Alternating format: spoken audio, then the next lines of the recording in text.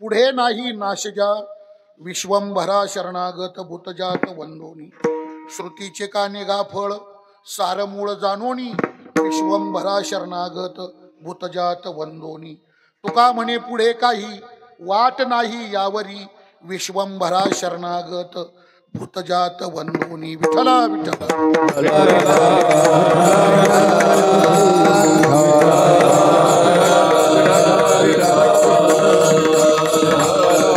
पांडुरंगा करू प्रथम नमन पांडुरंगा करू प्रथम नमन दुसरे चरणा संतांसिया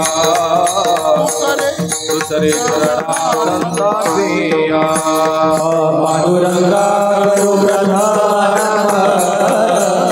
पांडुरंगा करू प्रथम दुसरे दुसरे चरणा संतांसिया जयांचे केलिया स्मरण होय सकळ विद्येंचे अधिकरण तेची वंदू श्रीचरण श्री गुरूंचे तेचे नमस्कारोनी आता ऐशे का हो न करा काही पुढे नाही नाशजा विश्वंभरा शरणागत भूतजात वंदोनी संत श्रेष्ठ जगद्गुरु श्री तुकाराम महाराजांचा उपदेशपर प्रकरणातला अत्यंत गोड असा अभंग आहे विठ्ठला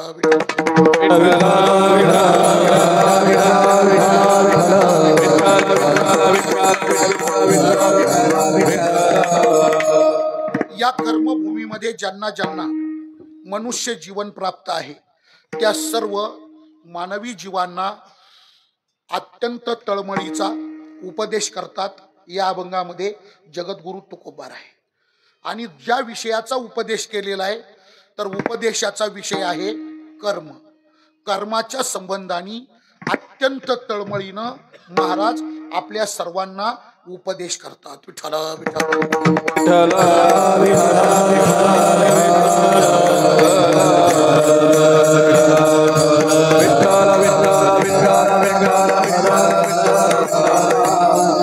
आता ऐका का बरं उपदेश करतात कर्माच्या संबंधी तर महत्वाची गोष्ट अशी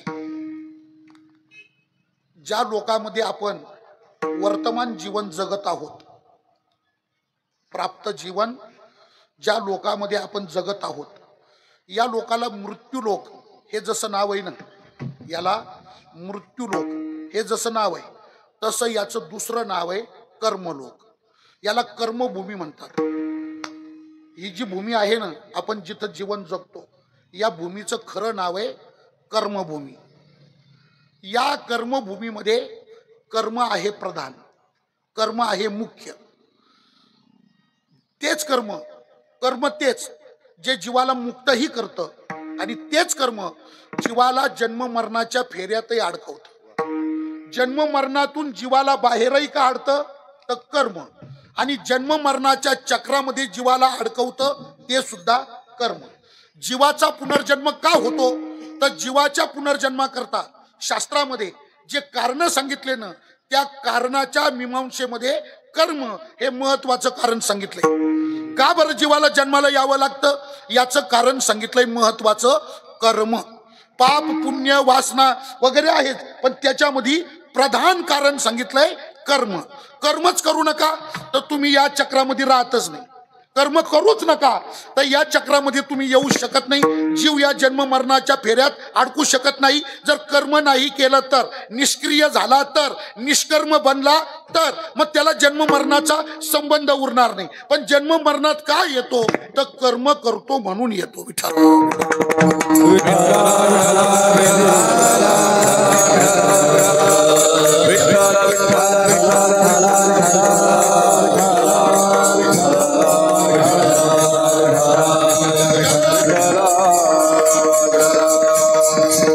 ज्ञानोबांची प्रसिद्ध ओवी आहे हा नेहमी ऐकवली जाणारी ओवी आहे सगळ्यांना बहुतेकांना ती ओवी ज्ञात आहे काय आगा कर्मी जाई उरावे आपण जे कर्म करतो त्या कर्माचं जे प्रारब्ध बनतं म्हणजे संचित तयार होतं आणि त्या कर्मापासून निर्माण झालेलं संचित प्रारब्धाच्या रूपाने भोगण्याकरता जीवाला जन्म घ्यावा लागतो. आगा कर्मी जै उरावे तई तिही सुख दुःखी फळावे. तिही म्हणजे त्या कर्मानी, तई तिही तिही म्हणजे ते कर्म, सुख दुःखी फळावे म्हणजे काय होतं, जे कर्म आपण करतो ते संचित बनतं. संचित या शब्दाचा अर्थ आहे ठेवा. संचित म्हणजे ठेवा. ठेवा म्हणजे साठा. साठा साठवलं जातं. साठवणं, एकत्र करणं याचं नाव आहे संचित. म्हणजे कर्म आपण करतो त्या जीवनभर केलेल्या चांगल्या वाईट सगळ्या कर्माचा निर्माण काय होतो, साठा. त्याचं नाव काय, संचित. आणि त्या संचितातून भोगण्याकरता प्रवृत्त झालेलं जे कर्म त्या साठ्यातून बाजूला येतं त्याला म्हणतात प्रारब्ध. सगळा साठा एकाच वेळी भोगला जात नाही. सगळ्याची सगळा संचितात जेवढं कर्म साचलं ते एकाच वेळी त्याचा भोग येत नाही. मग जसं जसं त्या कर्माचं जसं जसं प्रारब्ध बनतं तसं तसं ते भोगायला प्रवृत्त होतं, उद्युक्त होतं, भोगायला निर्माण होतं. आणि ते संचितातून भोगण्याकरता प्रवृत्त झालेलं जे प्रारब्ध नावाचं कर्म आहे ते कर्म भोगण्याकरता जीवाला जन्माला यावं लागतं. आणि त्या कर्माचा भोग जेवढं प्रारब्ध प्रवृत्त झालं ते प्रारब्ध कर्म जीवाचं भोगून संपलं का त्याला मरावं लागतं.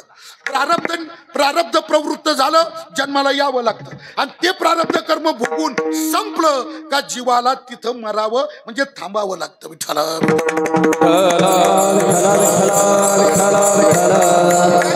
काय त्या कर्माचा जो भोग असेल तो कर्माचा भोग दोन प्रकाराने येतो. सुख दुःखी फळावे तई ती सुख दुःखी फळावे. एक तर सुखाच्या रूपाने भोगायला येतं, दुःखाच्या रूपाने भोगायला येतं, अनुकूलतेच्या रूपाने भोगायला येतं, प्रतिकूलतेच्या रूपाने भोगायला येतं. पण जसं आलं तसं मात्र माणसाला भोगावं लागतं. तई ती सुख दुःखी फळावे. आणि ते जे फळाला आलेलं म्हणजे प्रारब्ध रूपात आलेलं कर्म ज्ञानोबाराय म्हणतात तया ते म्हणजे त्या कर्माला भोगण्याकरता तया ते भोगावया यावे. तया ते भोगावया यावे म्हणजे प्रवृत्त झालेलं ते जे प्रारब्ध कर्म तया ते म्हणजे त्या कर्माला भोगण्याकरता भोगावया यावे. आणि कुठं यावं लागतं, देहा एका. देहा एका देहाला यावं लागतं. पण एक मिनिट ऐका, तो देह माणसाचाच मिळेल असं मात्र नाही. मग कोणत्या तरी एका देहात 84 लक्ष योनीतल्या कोणत्या तरी एका देहात कर्माच्या गतीप्रमाणे त्याला जन्मावं लागतं. म्हणजे एक मिनिट ऐका, हा जो लोक आहे याचं नाव आहे कर्मभूमी. या कर्मभूमीमध्ये प्रधान आहे कर्म. कर्म काय करतं, कर्म जीवाला मुक्तही करतं आणि कर्म जीवाला बद्ध म्हणजे जन्म मरणात अडकवूनही ठेवतं.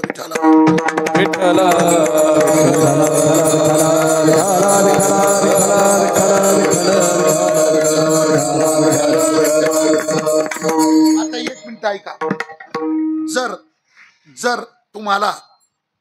तुम्हाला या जन्म मरणाच्या चक्रातून कायमचं सुटण्याची प्रामाणिक इच्छा असेल म्हणजे तुम्हाला मुक्त व्हायचं असेल, बद्धता तुम्हाला संपवायची असेल आणि जर तुम्हाला मुक्ततेची खरोखर प्रामाणिक अंतःकरणातून मी मुक्त झालो पाहिजे, जन्म मरणावर विजय मिळाला पाहिजे, दुःखावर मात झाली पाहिजे आणि पुन्हा मी या चक्रात आलो न पाहिजे. विठ्ठला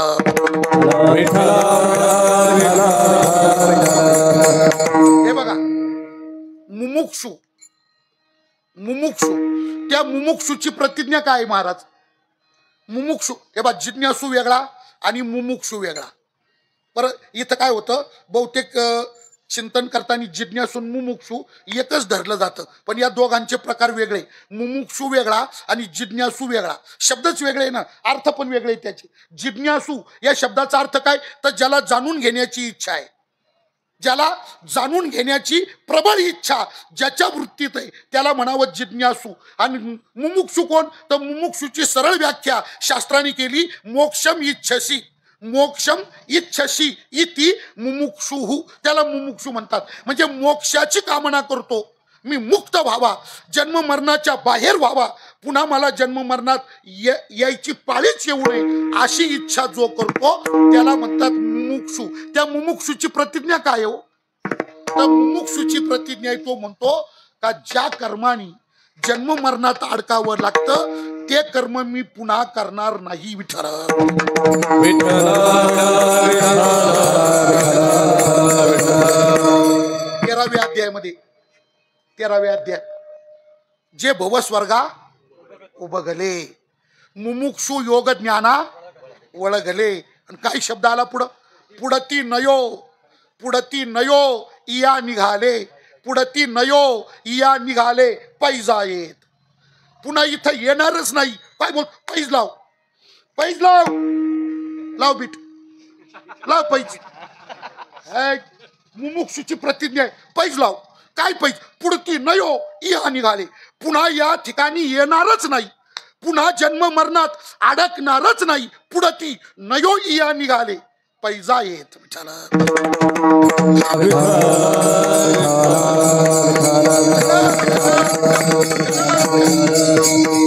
आणि त्या तिथं शेजारीच उभी आहे पा.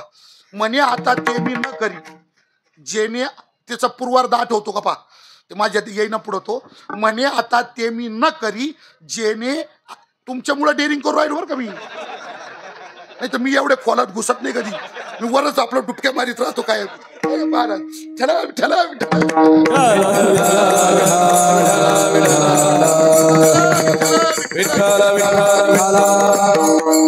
म्हणे आता ते मी न करी जेने आईशे होय. आणि मग त्याच्यानंतर जे भवस्वर्गा उभगले ही ओवी पुढे आली, तिच्या मागची ओवी म्हणे आता ते मी न करी जेने आईशे होय. पहा काय आठू करा, मदत करा.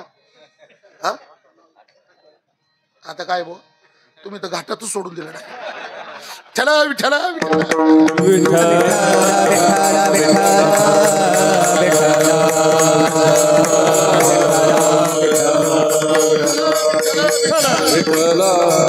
आईशी आईशी आपरी जन्माचा कांटा. शेवटी आपल्याच खिशातली रक्कम का माहिती, दुसऱ्याच्या खिशात किती लाख असले तर आपले काय कामाचे. ठेला विठ्ठला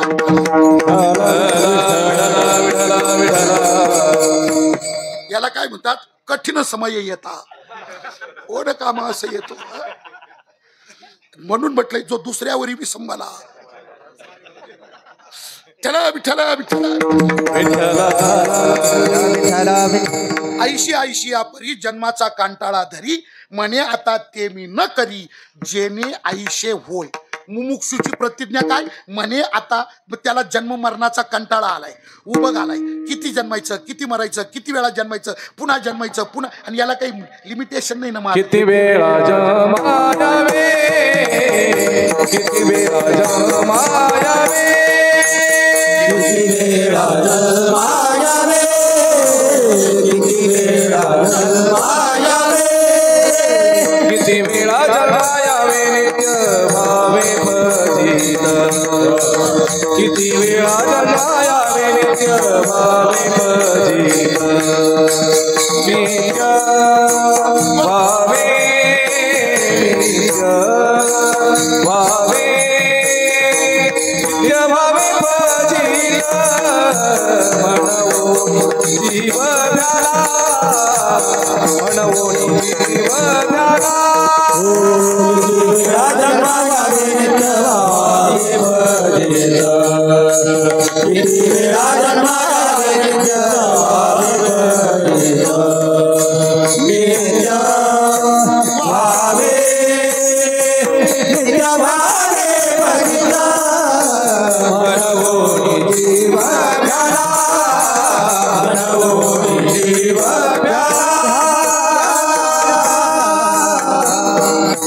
एक मिनिट ऐका, हा विचार सगळे करीत नाही. हा विचार सगळ्यांच्या नशिबात नाहीच, सगळ्यांच्या नशिबात हा विचार नाहीच. हा विचार कोणाचा आहे, हा फक्त मुमुक्षुचा विचार आहे. पूर्व सुकृतवान आहे तो, त्याचं पूर्व पुण्य जबरदस्त आहे.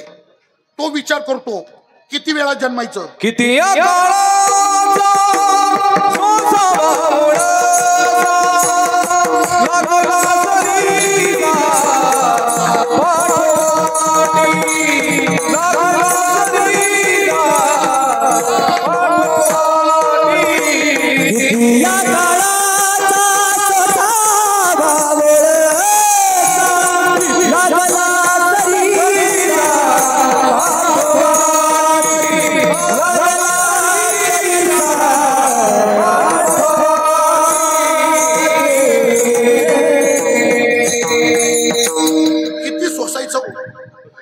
सहन करायचं? किती वेळा जन्मायचं, किती वेळा मरायचं, कुठपर्यंत चालायचं, कुठं थांबल का नाही हे चक्र? किती या काळाचा सोसावा वळ बरतो, हातपाय धुवून मागं लागला हो.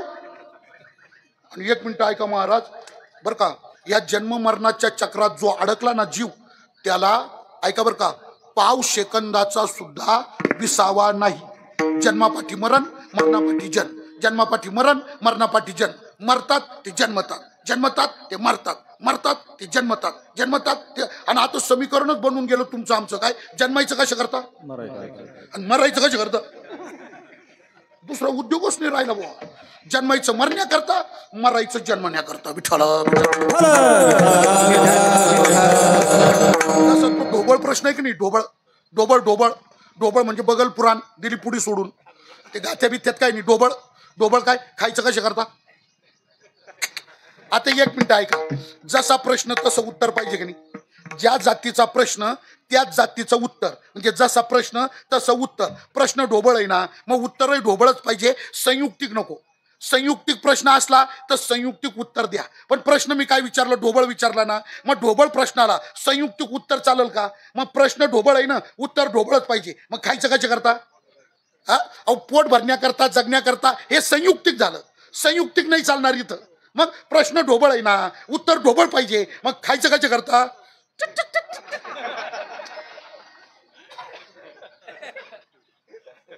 लक्षात येतं ना एवढं? मग समजून घ्या, सगळ्या नाकान बोलायला लावू म्हणजे कुछ तुम समजो कुछ हम बताएंगे. खायचं कशा करता? पोट रिकामं करण्याकरता. आणि पोट रिकामं का करायचं? पुन्हा भूक लागली म्हणजे खाण्याकरता. अहो तसंच चाललंय ना महाराज. जन्मायचंय ते मरण्याकरता आणि मरायचंय ते जन्मण्याकरता. क्षण एक तोही नाही विसावा, क्षण एक तोही नाही विसावा. लक्ष 84 घेतल्या धावा, लक्ष 84 घेतल्या धावा. गोवंटिका पाठी लागल्या धावा, गोवंटिका पाठी लागल्या धावा.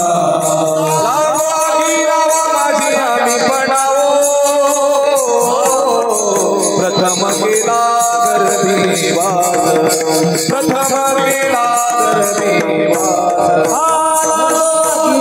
माझी राणी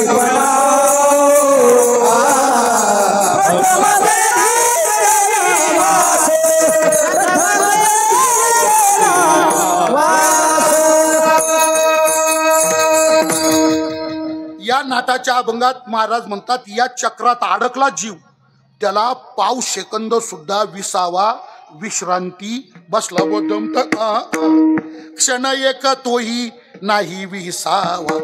आणि जन्म मरणाचे फेरे किती? 184 घेतल्या धावा. अहो पार दम जिरवतो त्या भोवंडिता पाठी लागल्या हवा.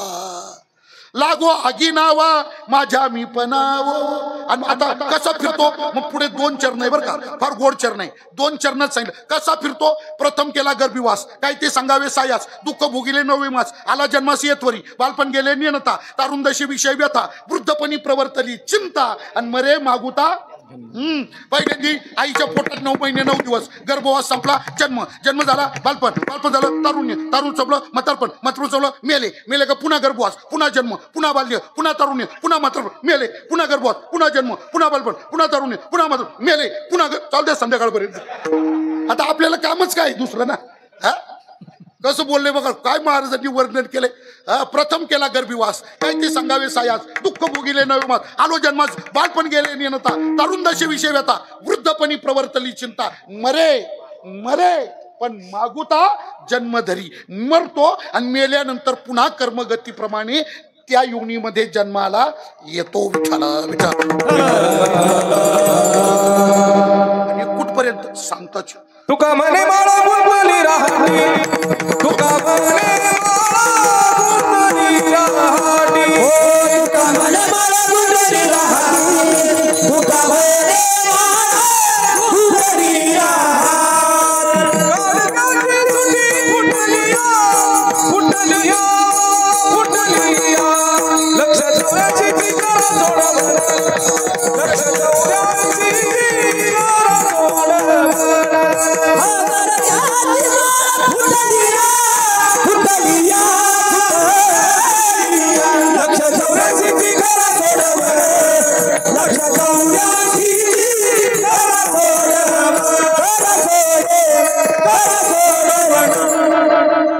पहिली गोष्ट तो सुट्टीच नाही, अडकला नाही याच्यात, सुट्टीच नाही. आता राटगाडगे राहिले नाही, राटावर गाडगे बांधले, राट विहिरीवर असायचा पाणी काढण्याकरता, त्याच्यावर गाडगे. त्या गाडग्यात काय असायचं, एक गाडगं खाली पाण्यात बुडायचं तेव्हा एक गाडगं वरती भरून यायचं, एक खाली पाण्यात बुडलेलं राहायचं भरायला तेव्हा एक भरलेलं वरती राहायचं, आणि ते भरलेलं रिकामं करून राट फिरवला काय रिकामं खाली जायचं आणि पाण्यातलं गाडगं वर यायचं. तुका म्हणे माळ गुंतली राहटी, आणि एक खालीवर कुठपर्यंत नाही, चालूच. गाडगं जेवर राहटावर बांधलेलं आहे तेवर त्याला खाली जाणं वर येणं, खाली जाणं वर येणं. तसं जोपर्यंत जीव या चक्रात अडकलेला आहे तोपर्यंत मरण जन्म. तुम्हाला गमस शाळा सोडली काय? गुरुजी आहे का पण? बर बर. विठाला विठाला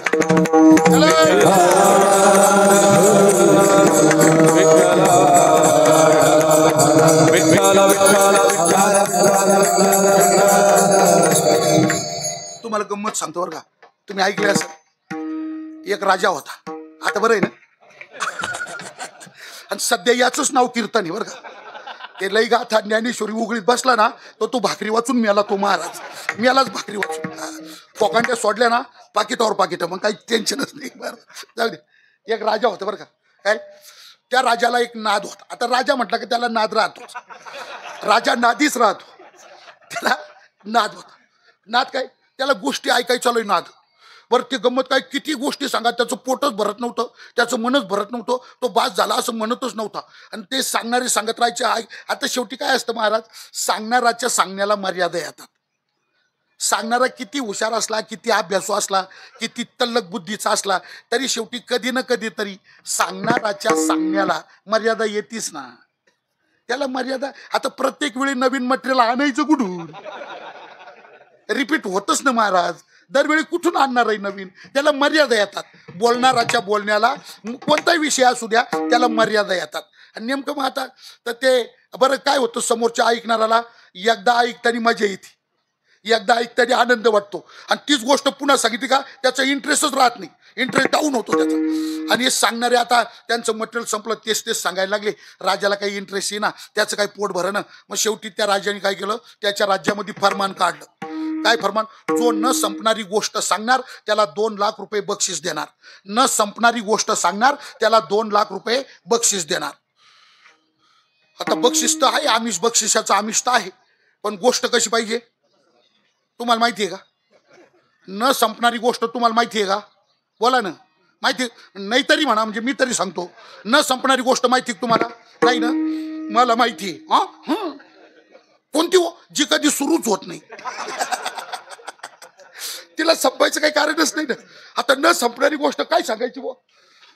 पण एक हुशार चतुर त्या नगरीत आला, त्यांनी ते राजाचं फरमान पाहिलं, परवानगी मिळून तो राजापर्यंत गेला. तो म्हटला महाराज न संपणारी गोष्ट सांगितली, 2 लाख देणार? म्हटले देणार.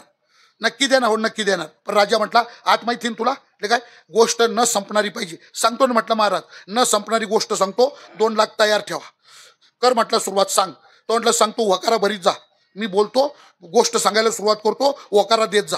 बरोबर चालेल म्हटला. आणि मग त्यांनी सांगितलं महाराज काय असं वांजुळपुईसारखं का टिळापूरसारखं एक गाव होतं. आता राजा वकारा भरताना हिंदीत बोलायला लागला. टिळापूरसारखं एक गाव होतं. राजा म्हटलं फिर त्या गावात एक शेतकरी होता. फिर त्या शेतकऱ्याची एकाच ठिकाणी अशी 500 एकर जमीन होती.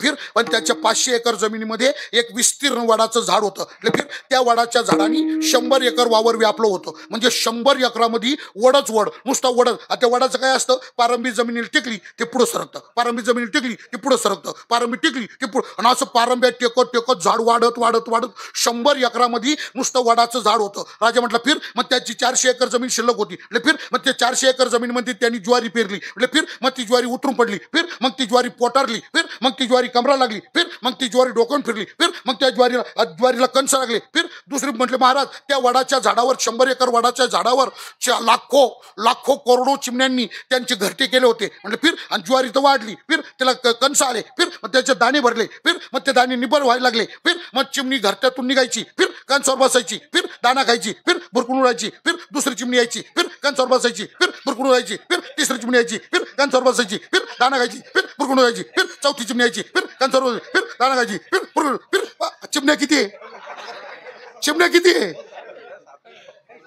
दोघांना अटॅक येईपर्यंत गोष्ट थांबल का आता? चिमण्या हो नंतर आहे ना तो सांगणारा वैतागला. शेवटी त्या सांगणाऱ्यांनी शॉर्टकट मारला. सांगणाऱ्यांनी त्याच्या बोलण्यात शॉर्टकट मारला. काय राजवंचा फिर हांचा भुर फिर भुर फिर भुर. आता ते मधलं तुम्ही भरायचं बसल्या फिरच्या भुरच्या मध्ये काय चिमणी घरट्यातून निघाली कांसावर बसली दाणे खाल्ले फिर बुर फिर बुर फिर बुर. अहो दिवस संपत आला सूर्य मावळतीला गेला फिर बुर फिर बुर. शेवटी आता ऐकतानी राजा वैतागला आणि मग तो राजा त्याला म्हटलं एक मिनिट थांब. काय महाराज? तो म्हटलं मला एक सांग ते काय तुझं भूर कधी संपणार? हा म्हटलं तुझं फिर संपलं का माझं भूर संपलं? तुझं फिर संपलं का माझं भूर संपलं? तुझं फिर संपत नाही माझं भूर संपत नाही. तसंच आहे महाराज. जन्म मरणात जो अडकला तो जोपर्यंत या विचाराने प्रयत्न करीत नाही तोपर्यंत या चक्रातून निघत नाही. म्हणून मी काय सांगितलं प्रतिज्ञा कोणाची? मुमुक्षुची. किती वेळा जन्मायचं किती वेळा मरायचं अरे हे सोसायचं कुठपर्यंत? किती या काळाचा सोसावा वळसा. आणि म्हणून याला उबगलेला याला उद्विग्न झालेला जो मुमुक्षू त्या मुमुक्षूनी प्रतिज्ञा केली विठ्ठला विठ्ठला. कंटाळला तो ऐशी परी जन्माचा कंटाळा धरी. आणि कंटाळल्यामुळे त्यांनी काय ठरवलं तोंडला बस आता ते कर्म करायचंच नाही. आता तसं कर्म करायचंच नाही. कसं? ज्याच्यामुळं जीवाला जन्म मरणात अडकावं लागतं. म्हणून त्यांनी प्रतिज्ञा केली म्हणे आता ते मी न करी. आता ते कर्म तसं कर्म मी करणारच नाही. आता ते मी न करी. आणि आता ते म्हणजे काय करणार? जेने आईशे होय आता ते मी न करी विठ्ठल.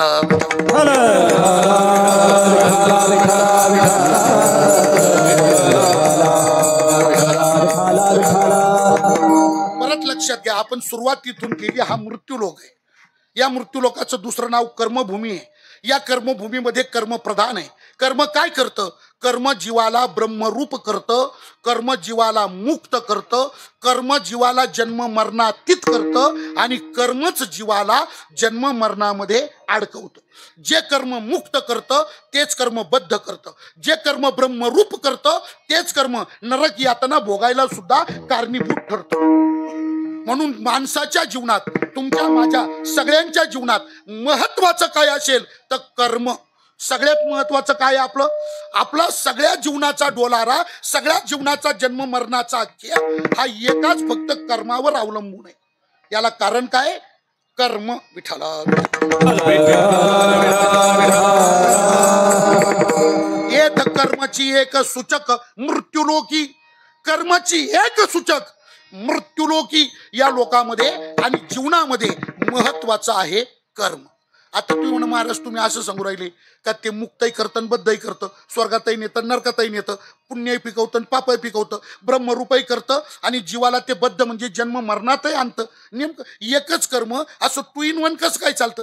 तर कर्म 2 in 1 चालत नाही. मग कर्म करत असताना कर्त्यानी त्या कर्माचं वर्म जाणून कर्म करावं लागतं. त्या कर्माची रीत जाणून कर्म करावं लागतं. कर्त्याला कर्माची रीत एकदा समजली त्याला कर्माचं वर्म कळालं आणि वर्म जाणून रीत जाणून जर त्यांनी कर्म केलं तर तेच कर्म त्याला ब्रह्मरूप करतं, मुक्त करतं, स्वर्ग वैकुंठात नेतं, पुण्य पिकवतं, आनंद म्हणजे सुख देतं.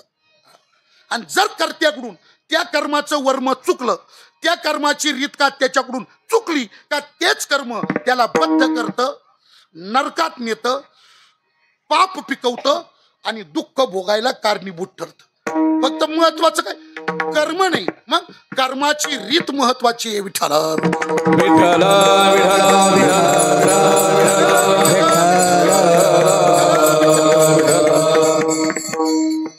तुम्हाला 1 मिनिट सांगू ऐका. ऐका बरं का. रीत चुकली म्हणजे त्रास होतोच.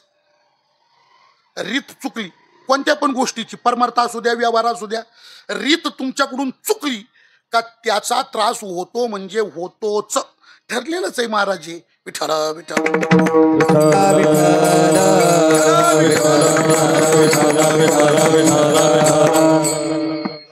ज्येष्ठ वैशाखाचे दिवस होते. एक जागीरदार बाबूराव सकाळी उठला, आंघोळ पांघोळ केली, ड्रायव्हरला म्हटलं गाडी बाहेर काढ. ड्रायव्हरनी गाडी बाहेर काढली, फडका बिडका मारला. जागीरदार आला, मागच्या सीटवर गाडीत बसला. तर कोर्टाचं काही काम होतं, तो ड्रायव्हरला म्हटलं गाडी राहुरीला जाऊ द्या. जाऊ द्या राहुरीला. गाडी राहुरीला गेली. 12-1 वाजेपर्यंत काय काम धाम होतं ते त्यांनी पाहिलं आणि काम आटोपलं. आता काही दुसरं काम नव्हतं. चला म्हटलं आता परत घरी चला. जेवणाची वेळ झाली होती, पण मालक ड्रायव्हर म्हटलं आज काही ढाब्यावर जेवायचं नाही, आज डायरेक्ट घरीच जायचं जेवायला. घ्या म्हटलं गाडी, घरी घ्या. मग गाडी निघाली. आता ज्येष्ठ वैशाख म्हणजे आंब्याचा सीझन, आणि त्याच्यात काय आंबे जरा कमी प्रमाणात होते, जास्त महाग होते. कमी प्रमाणात होते, पीक कमी होतं ना, त्याच्यामुळे आंबे जास्त महाग मिळायचे. त्यांची गाडी चालली. राहुरी शहरातून गाडी बाहेर पडत होती. तर एका गाड्यावरती एक जण हापूस आंबे विकत होता. मालकाला आंबे घ्यायची इच्छा झाली. ड्रायव्हरला गाडी उभी करायला लावली. मालक खाली उतरला, त्या आंब्यापाशी गेला. तर त्या आंब्याची 5 किलोची पेटी 2000 रुपयाला त्यांनी विकत घेतली. 5 किलो आंबे 2000 रुपयाला विकत घेतली. पेटी घेऊन मालक गाडीत बसला आणि चालली गाडी. आता गाडी चालली तिळापूरला, गाडी चालली घरी वस्तीवर. तर राहुरीतून बाहेर निघाल्यानंतर गाडी चालली, तर त्याला मांजरीकडे गाडी निघाली. तर त्याला एक आंबा खाण्याची इच्छा झाली. चालू गाडीमध्ये त्याला काय वाटलं, मनात आलं एक आंबा याच्यातला आपण खावा. पण पुन्हा त्याचं दुसरं एक संस्कारी मन आहे ना, ते जागं झालं. आणि ते मन म्हटलं नको, हे असा आंबा खाणं हा अप्पल पोटेपणा आहे. आपण काही एकटेच काय, आपल्या मागे पुढे कोणीच नाही काय, घरी जाऊ, पाण्याने चांगले स्वच्छ धुऊ, चाकोनी खापा करू, अशा डिशमध्ये घेऊ, डायनिंग टेबलवर ठेवू, बायका पोरं सहकुटुंब विथ फॅमिली आंबा खाण्याचा फॅमिली आनंद घेऊ म्हटलं आपण. आपल्या मागं बायका पोरं आहे ना. पण त्याचं पहिल्या मनाने पुन्हा उठाव केला, तोडला नाही. आंबे भरपूर आहे, घरी गेल्यावर धुवून कापून बायका पोरांमध्ये दुसरे खाता येतील, एक आंबा मात्र खाल्लाच पाहिजे. शेवटी मोह अनावर झाला आणि मग त्यांनी ती पेटी फोडली. ड्रायव्हर गाडी चालवत होता, त्यांनी एक आंबा काढला, असा डोळ्यापुढं धरला. पण त्यांनी विचार असा केला, 2000 रुपये खर्चून आंबा विकत घेतला, याचा कोणताच भाग फेकायचा नाही, सगळा उपयोगात आणायचा. फेकायचंच नाही म्हटलं, काही आतलं बाहेरचं, सगळा आंबा उपयोगात आणायचा. आणि सगळा आंबा उपयोगात आणायचा म्हणून त्यांनी मोठा केलं, तोंड वाचलं आणि त्याच्यात तो आंबा तोंड. आता हे रामकुंडाचा दरवाजा मोठा, त्याच्यात तो आंबा घुसला. पण मध्ये नरड्यातले बारीक बोळ आहे ना, तिथं कुठं गाडी बसत, तर निघच होईणार गाडीला. तो आंबा नरड्यामध्ये येऊन अडकला. यांनी काय केलं शहाणपणा, अंगठ्यानी खाली दाबायचा प्रयत्न केला. त्याला वाटलं जाईल बॉ निष्ठून, त्याने असं अंगठ्यानी दाबला. तो नरड्याच्या मधोमध येऊन अडकला. तो आंबा धड खाली म्हणजे आताही जाईनं, वर म्हणजे बाहेर येईनं. आणि मग श्वास रोखला गेला. प्राणवायू अपनवायूचा निरोध झाला. श्वासच बंद पडला. डोळे पांढरे, तोंड वाकडं गेलं. लागला कसं, गाडी लागली व्हायबल व्हायला. गाडी का व्हायबल होती म्हणून ड्रायव्हरने आरशात पाहिलं, तर ते मालक तसं झालेला. आता मग ड्रायव्हरने एकदा असं सावलीचं मोठं झाड पाहिलं, त्या झाडाखाली गाडी पार्किंग केली, उभी केली. ड्रायव्हर खाली उतरला, मागचा दरवाजा उघडला, पाहिलं तर मालकाच्या नरड्यात आंबा अडकलेला. आता तुम्हाला योगायोग सांगतो. योगायोग काय, त्या मालकाचं नशीब चांगलं, ड्रायव्हर जादा शिकेल नव्हता, आपला गावरान नॉन मॅट्रिक होता. त्या मालकाचं नशीब बिचाऱ्याचं. कारण लय शिकलेला ड्रायव्हर असताना तो बसला असता विचार करीत. कारण नियम काय, ज्यादा शिकलेले माणसं जास्त विचार करतात. लय MA झालेला असता तर तो बसला असता विचार करी, याचे स्पेशालिस्ट डॉक्टर कोण,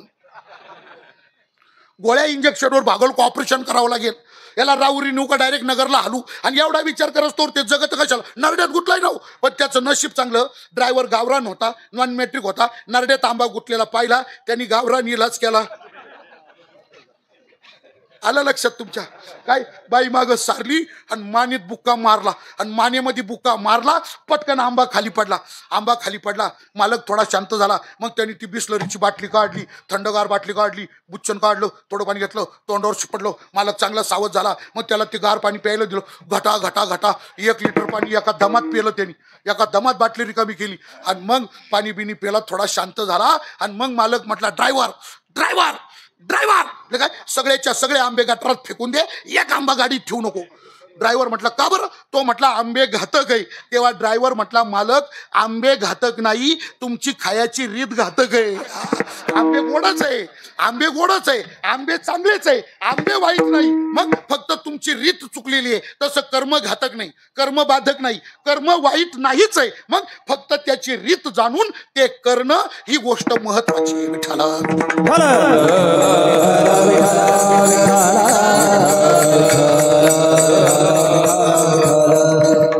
9वा अध्याय पुढे काय बोलला भगवान? शुभाशुभ फलैरेवम मोक्षशे कर्मबंध नाही संन्यास योग युक्तात्मा विमुक्तो मामुपैशेशी. शुभाला अशुभाला, पापाला पुण्याला, बंधाला मोक्षाला, सगळ्याला कारण कोण आहे हो? शुभाशुभ फलैरेवम मोक्षशे कर्म बंधनैहि बंधनैहि कर्मः मोक्षशे कर्मः शुभः कर्मः अशुभः अशुभाला फळ देतं कर्म, शुभाला शुभ फळ देतं कर्म, बद्ध करतं कर्म, मुक्त करतं कर्म. कर्म वाईट नाही, कर्म घातक नाही. मग फक्त त्या कर्माची रीत जाणून आपण कर्म करीत नाही एवढी गोष्ट घातक आहे. विठ्ठला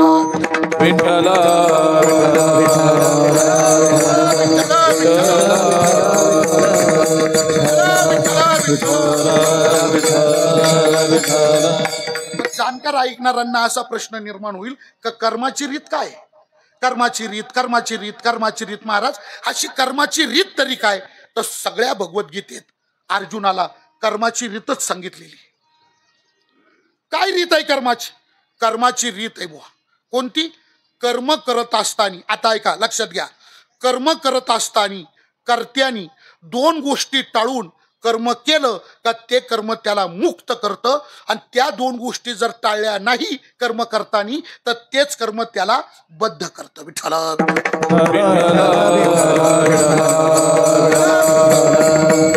कोणत्या दोन गोष्टी? तर कर्तृत्वामद आणि फलास्वाद.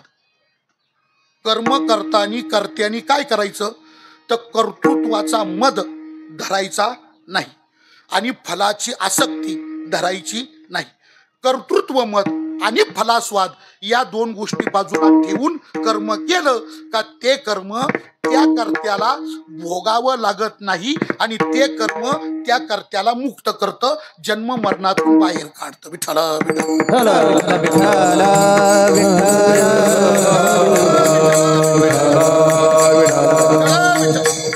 11व्या अध्यायात उभी आली बरं का. हे मजची स्तव झाले. हा 18व्या अध्यायात हे मजची स्तव झाले, अथवा मी नाही केले आईशे जेने जाणी तले तो सुटला गा. बस मिटला विषय. हा 18व्या अध्यायात हे मजची स्तव झाले, पण मी नाही केले, मी केलं नाही याला म्हणतात कर्तृत्व मत. कर्तृत्व मत म्हणजे काय? कर्माचा अहंकार धरायचा नाही. मीची एक करता म्हणून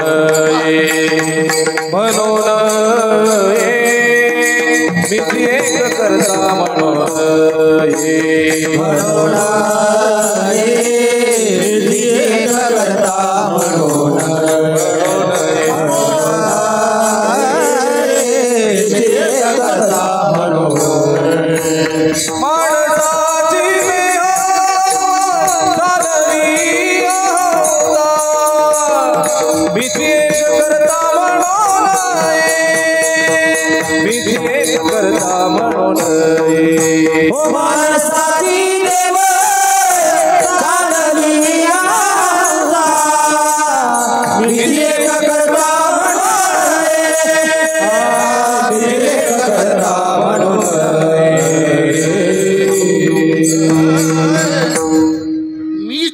करता म्हणजे याला म्हणतात कर्तृत्व मद. म्हणजे केलेल्या कर्माचा अहंकार.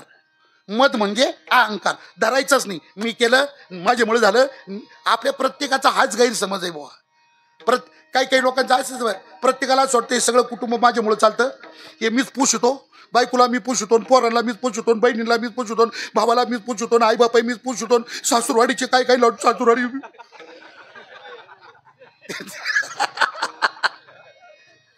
सगळ्या. त्याला काय वाटतं मी आहे म्हणून. मी काय म्हणतात ना महाराज, अहो तुम्हाला काय सांगू, मी आहे म्हणून यांच्या तोंडात दोन घात जाऊ राहिले.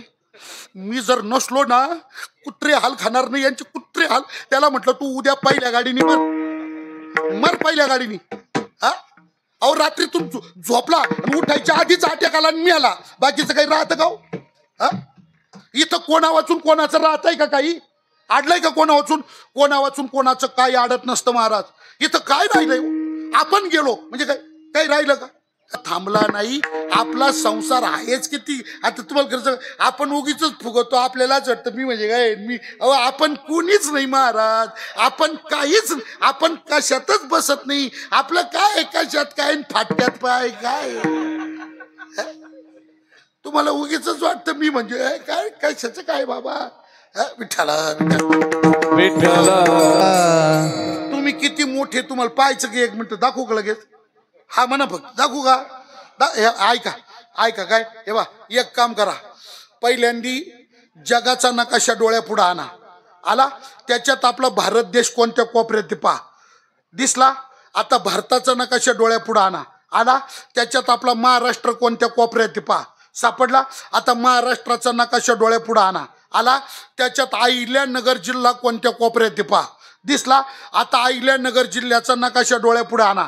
आला त्याच्यात राहुरी तालुका कोणत्या कोपऱ्यात पहा. सापडला का. सापडला. आता राहुरी तालुक्याचा नकाशा डोळ्यापुढे आणा. आला त्याच्यात तिळापूर कोणत्या कोपऱ्यात पहा. दिसला. आता तिळापूरचा नकाशा डोळ्यापुढे आणा. आला आणि त्याच्यात तुमचा गट नंबर कोणत्या कोपऱ्यात पहा. केवढे काय आपण. आपण बिंदू मात्र सुद्धा नाही हो. विठ्ठला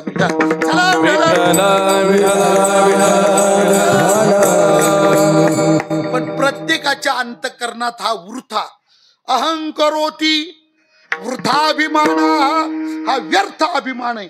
मग कर आपल्याला वाटतं मी चालवतो पण नाही बाबा. मानसाची देव. आमचे बाबा एक उदाहरण सांगायचे. अनेक जण सांगतात. पाटलाची बैलगाडी जत्राला नाही तर बाजारला निघाली वस्तीवरून का त्या वस्तीवर पाळलेलं कुत्रही गाडी बरोबर निघत आहे का नाही. कुत्रही निघत. आणि ते कुत्र नेमकं गाडी खाली चालताना कुठं चालतं. दोन्ही बैलांच्या मधी आणि दोऱ्यांच्या खाली. आलं ना गाडी खालचं कुत्र डोळ्यापुढं. कुत्र आलं ना डोळ्यापुढं. आता माझ्याकडं नका पाहू ते कुत्र्याकडं पहा. कुत्र डोळ्यापुढं आणा. मी प्रश्न विचारणारे म्हणून. कुत्र आलं ना डोळ्यापुढं. ऐका गाडी कोण वडीत आणि जीप कोण गाडीत. गाडी ओढतात बैल आणि कुत्र जीप. त्या कुत्र्याच्या तोंडातून फार लाळ फेस असं टपटप गळ. गाडी कोण वडीत. म्हणजे त्या कुत्र्याचा गैरसमज काय. त्याला असं वाटतं ही गाडी बैलांचं. अरे तसं नाही बाबा. मानसाची देव. त्या रस्त्याच्या कडेला वस्त्या राहतात ना. त्या वस्त्यावर कुत्रे पाळलेले राहतात. मोटरसायकल गेली ना कुत्र त्या गाडीच्या मागं पळतो. लांबपर्यंत पळतो. बुवा बुवा बुवा बुवा बुवा. आता आमचे गुरुनाम गुरु म्हणजे गुरुदेवांचे मामासाहेब दांडेकर मामा म्हणायचे काय या मोटरसायकलच्या मागे जे कुत्र पळतं तर त्या कुत्र्याचा काही फायदा आहे का. प्रत्येक गाडी आली का पळतं. प्रत्येक गाडी आली का पळतं. कुत्र्याचा काही फायदा आहे का. हा बोला ना. काही फायदा आहे. आहे कुत्र्याचा फायदा आहे. कुत्र्याचा काय फायदा. कुत्र्याचा एकच फायदा कोणता. दम जिरून घेणे.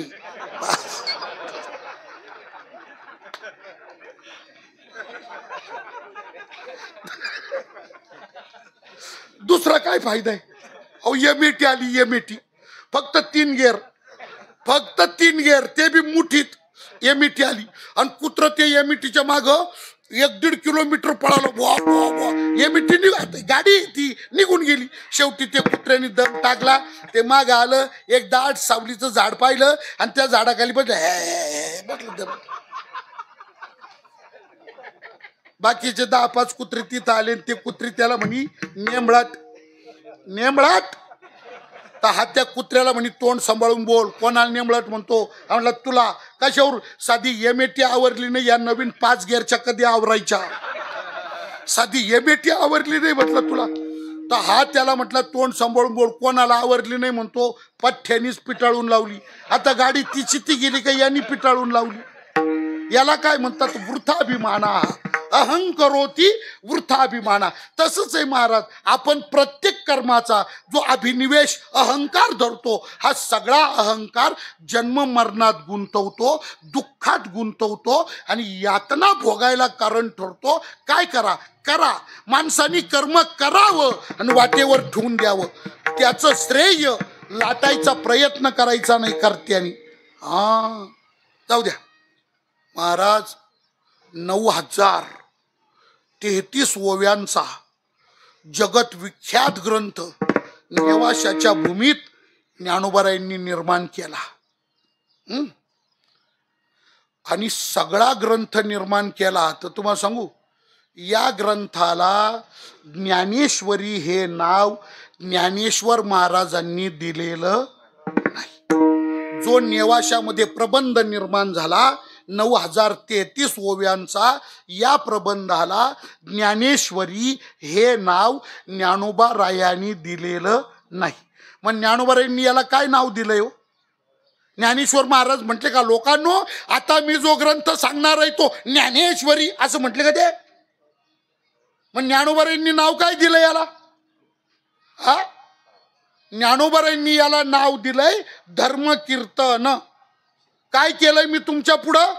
धर्मकीर्तन. किंबहुना तुमचे केले धर्मकीर्तन हे सिद्धी नेले, येथ माझे जे उरले पाईक. पण मी कोण आहे? मी पाईक आहे, मी दास आहे, मी सेवक आहे. माझी काय अवकात आहे ज्ञानेश्वरी सारखा ग्रंथ निर्माण करण्याची? माझी काय अवकात आहे? अरे मी जर पाहिला तर मुळात इरवी तरी मी मूर्खू, परी झाला असे अविवेकू, संत कृपा दीपकू स्वज्वळू असे. अरे मी तर मूर्खू, मी काय ग्रंथ निर्माण करू शकतो? माझी अवकात नाही. मी कोण आहे? येथ माझे जी उरले पाईक पण. आणि मग हे निर्माण झालं कसं काय? ज्ञानोबाराय म्हणतात हा ग्रंथ म्हणजे माझे विश्वगुरु निवृत्तीनाथ महाराजांची कृपा. विठ्ठला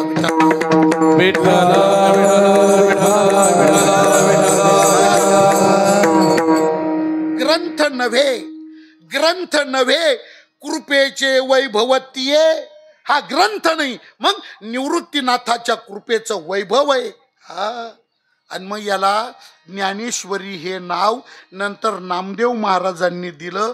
याला ज्ञानेश्वरी हे नाव नंतर जनाईनं दिलं. याला ज्ञानेश्वरी हे नाव नंतर एकनाथ महाराजांनी दिलं.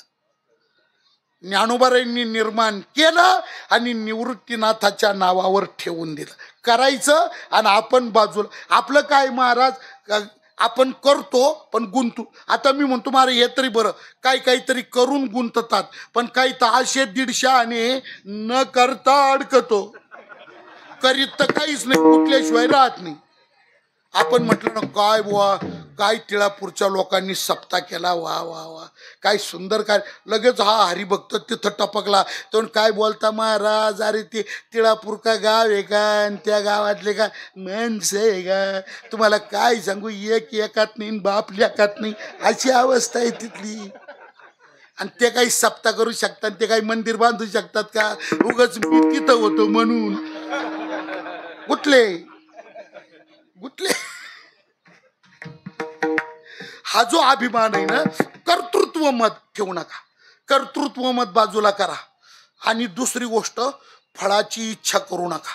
कर्म करा पण फळाची इच्छा नका करू. विठ्ठला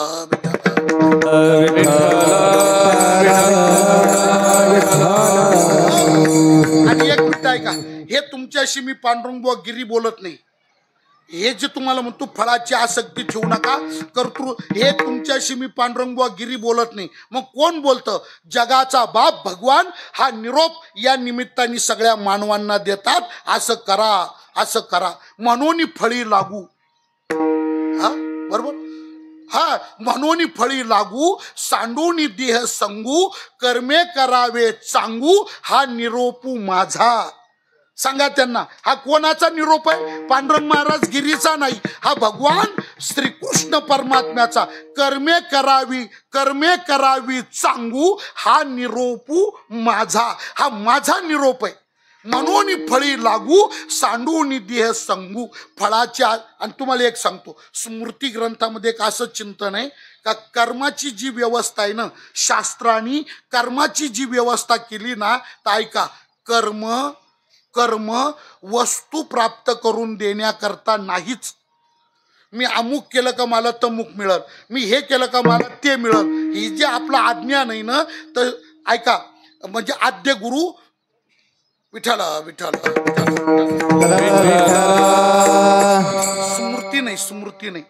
विवेक विवेक चुडामणी नावाच्या ग्रंथात श्रीमदाद्य जगद्गुरु शंकराचार्य हा विषय सांगतात. विवेक चुडामणीमध्ये काय आचार्य बोलले का कर्म हे वस्तूच्या उपलब्धी करता नाही, कर्म वस्तू मिळवून देत नाही. हे जे सगळं सांगितलं जातं ना थोतांड, हे करा म्हणजे ते होईल ना, असं करा म्हणजे तसं होईल, आमकं गेलं का डमकं. कर्म वस्तू देतच नाही, कर्म वस्तूच्या उपलब्धी करता नाही. मग कर्माची व्यवस्था कशा करता, तर कर्म आहे अंतःकरण शुद्ध करण्याकरता. कर्म का करायचं, चित्त शुद्ध होण्याकरता कर्माची व्यवस्था आहे. कोण बोलतं, शंकराचार्य बोलतात. कुठं बोलतात, विवेक चुडामणी ग्रंथात बोलतात. काय बोलतात, आचार्य बोलतात, चित्तस्य शुद्ध येत कर्म, चित्तस्य शुद्ध येत कर्म, न तू वस्तुपलब्ध येत, वस्तुपलब्ध कर्म, न तू चित्तस्य शुद्ध येत कर्म. हा वस्तूच्या उपलब्धी करता कर्म नाही, चित्ताच्या शुद्धी करता कर्म आहे. म्हणून कर्म करा, अहंकार धरू नका, आणि कर्म करा, फळाची आसक्ती ठेवू नका. या दोघां वाचून जे कर्म आपण करतो ते कर्म माणसाला म्हणजे जीवाला जन्म मरणातून कायमचं मुक्त करतं आणि परब्रह्म स्वरूपाकडे नेऊन ब्रह्मरूप बनवतं. असं कर्म करा, ही आहे कर्माची रीत. आणि तुकोबाराय त्या कर्माच्या रीतीचा आपल्या सर्वांना इथे करतात उपदेश. विठ्ठल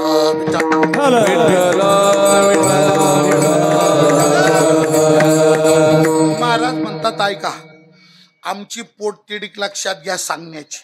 काय आता एवढं सगळं बोलल्यानंतर काही लोक म्हणतील, महाराज एवढं हे कर्माचा किचकटपणा आहे ना, तर तुम्हाला एक सांगतो, काय या कर्माच्या नादी लागण्यापेक्षा मी कर्मच करणार नाही, मी करणारच नाही. तर एक मिनिट ऐका, मी कर्म करणार नाही, मी कर्म करणार नाही म्हणून आपल्याला कर्म टाकता येणार नाही, कर्माचा त्याग आपल्याला करता येणार नाही. कर्म करावंच लागेल. मी करणार नाही म्हणून त्याचा त्याग करता येत नसतो, कर्म टाकता येत नाही. बुवा विठ्ठल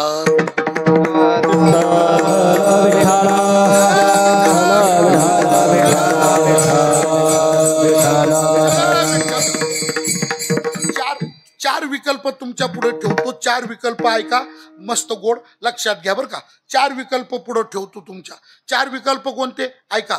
या मानव जातीमध्ये एक वर्ग असा आहे, म्हणजे या सृष्टीमध्ये एक वर्ग असा आहे त्याला कर्तृत्व नाही, भोक्तृत्व नाही. नंबर 2चा वर्ग असा आहे त्यांना कर्तृत्व आहे पण भोक्तृत्व नाही. नंबर 3चा वर्ग असा आहे त्यांना कर्तृत्व आहे, भोक्तृत्व आहे. आणि नंबर 4चा वर्ग असा आहे त्यांना कर्तृत्व नाही, फक्त भोक्तृत्व आहे. असे चार वर्ग आले का लक्षात. हा म्हणा, हात म्हणा, घाबरू नका, मी परत सोपं सांगतो, तुम्ही हा म्हणा.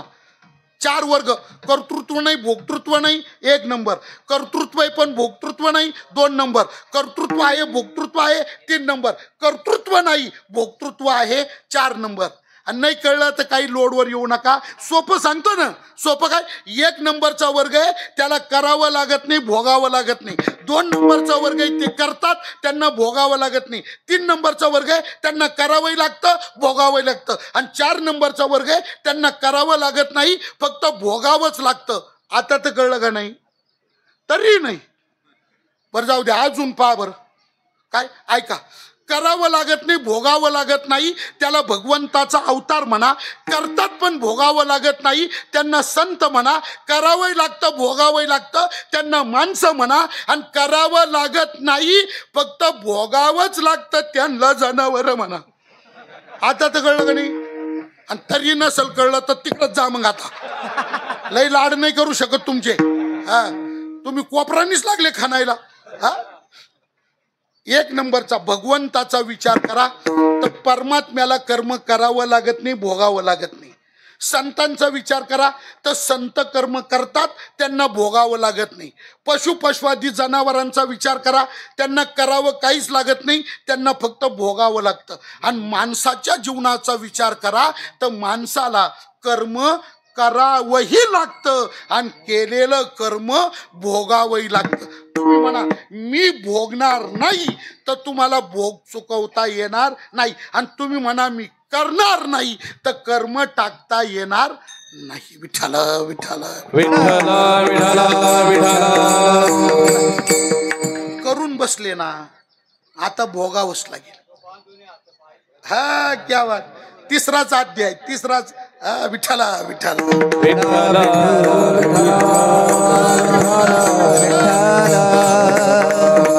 ज्ञानोबा म्हणतात ते कर्म करणारच नाही असं जर एखादा बोलला तर ते बोलणं शहाणपणाचं नाही. का?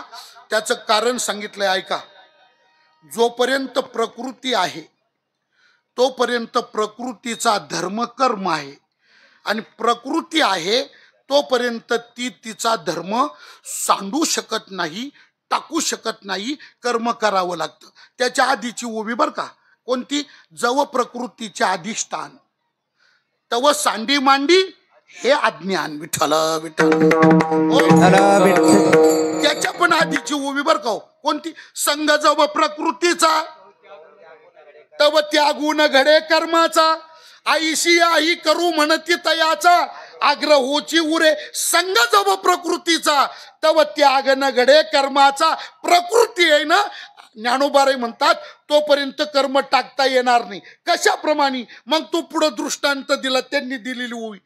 जो बांधून हातपाय जो रथी घातला होय, तो न चालता जाये दिगंता जेवी. विठ्ठल विठ्ठल.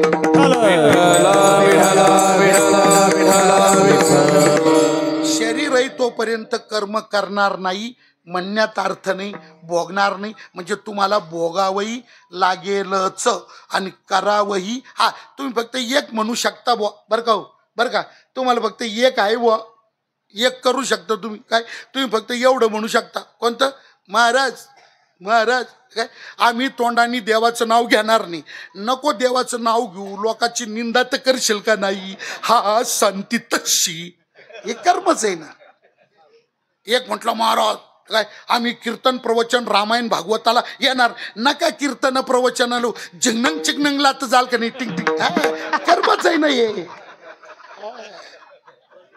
एकजण म्हटलं महाराज काय मी आळंदी पंढरपूरची नेवाशाची वारी करणार. नका आळंदी पंढरी नेवाशाच्या वाऱ्या करू, कोर्टाच्या तर करशील का नाही? कारण ती वारी न करणार करताच ही व्यवस्था आहे.